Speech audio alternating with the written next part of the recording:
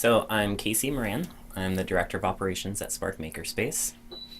I do many different art forms, and I make movies, I make paintings, I make stories. I'm mostly a storyteller. I make books, I write books and stuff. Gotcha. I made this book.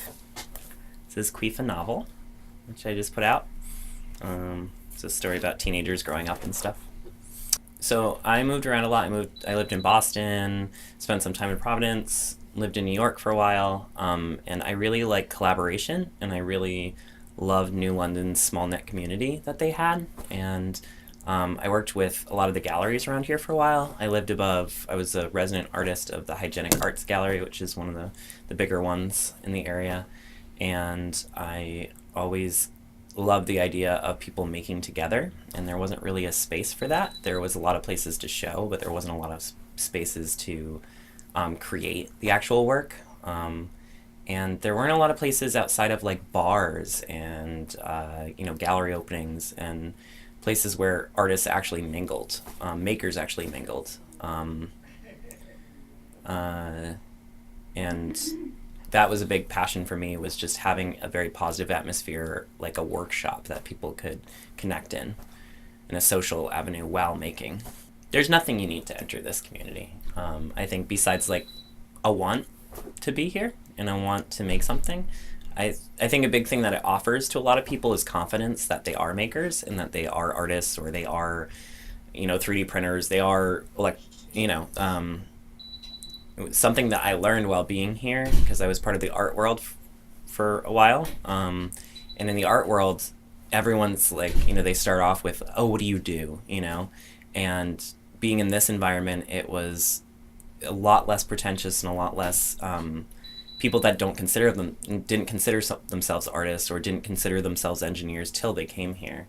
And I loved seeing that sort of confidence that people got, that, yeah, dude, you're just as cool as the rest of these people. Like, everyone here geeks out on different things, and everyone here, that in my relationship with my husband, it was his idea to start a makerspace, and when he was in the Navy and he was meeting my world of the art world that was around here, I just saw him blossom, like getting these projects. He was like, oh, well, these people are into this. I'm into like, using this laser cutter to do this. And just all he really needed was the confidence of a community to be showing in galleries and be showing, just not even in galleries, but just be showing others, be showing on the internet that this is cool. I do this. I geek out on this, and I'm not that weird. Like, there are a lot of other people that do it.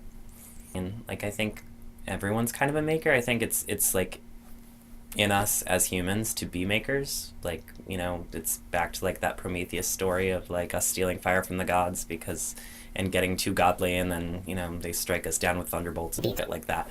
But sorry, you can beep that out. I don't know. I like beeps. I think they're fun. I think it's just a very human thing to make stuff, and I think we should be playing more, and we should be making, and we should be creative, and we should be nurturing these things. And I think it's kind of a sad world that, we built all this society, and we kind of look down upon people that are playing, and we just call them hobbies. And really, like, these are people's passions. This is what they want to do with their, they have a need to make it. This is what they want to do with their life. And that we have to like wedge that between jobs and the white picket fence and the family, and that adults aren't told that it's okay to play and create things. We have a big audiovisual group that meets here, and sadly we would love to give them a studio once we expand a little. We have tons of equipment donated to us. Our audiovisual team, our AV club as we call it, I was on the AV club. I was a video artist for years. We all have different styles and techniques, and tons of bloggers and podcasts, people into podcasts and things like that. Sadly, we don't have like a room for them, but they're in all the different areas. And really, they helped us with our Kickstarter. They helped us we got into puppets together. We were going to make some orientation videos. I had an intern. She was 16. She was awesome. She was really into AV, and we made some videos together, like some intro videos to like silk screening, the wood shop. So yeah, I think AV is really like ingrained in marketing and telling people about our makerspace and like what you're doing right now.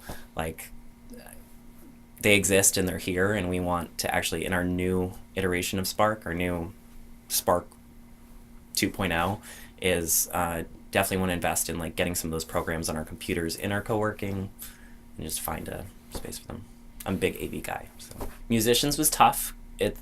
One of the biggest challenges was what works next to each other under the same roof, and how much space does everything take up, and how many people would use that. And we wanted to be, we learned not to build things for people to come, but just let's focus on who we have here now and build that out.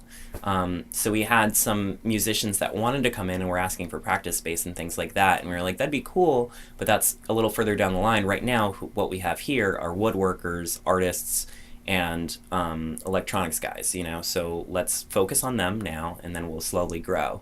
And one thing that we grew in our last location was co-working, and that was awesome, and we actually ended up all using it. It was like, an office space that's quiet and we can work on computer work, and the artists used it to make zines down there, and the electronics group used it for like late night, like having to do teach each other Arduino skills and things like that for the class the night before. And but you asked about musicians, and I do think they're makers. We'd love to have us provide a space for them, but we're starting here.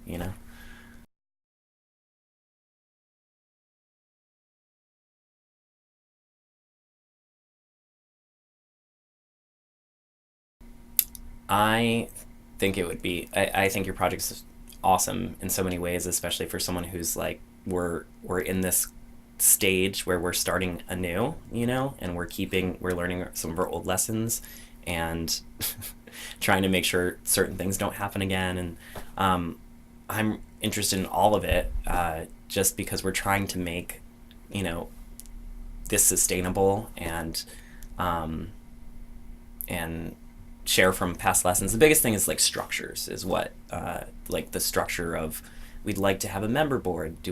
What does the member board do? We have leads, and we have how do workstations become a little more self-sufficient, budgets, things like that. I'm really interested in that stuff, and I'm excited to actually see your blog and see how other makerspaces do it. Makerspaces, since I started here, have been really awesome about, like, if I reach out to them, they'll get back to me. We'll geek out on like, oh, I tried that. Ooh, a problem member here. Do this. Don't do that. Can't believe people do this. So they've been great at sharing information, but it would be great to like just see a project like what you're doing and see the whole layout.